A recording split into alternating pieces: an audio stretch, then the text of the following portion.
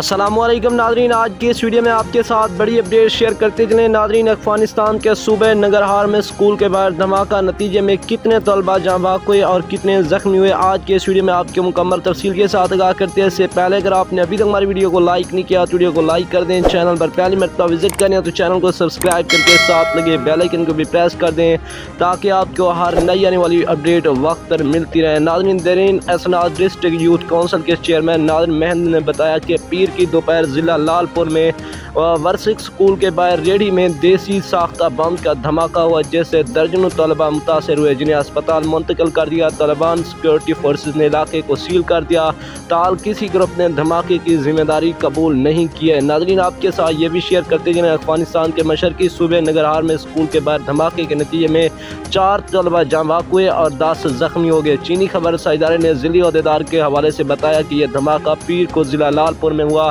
جس کی مزید تفصیلات معلوم کی جا رہی ہے۔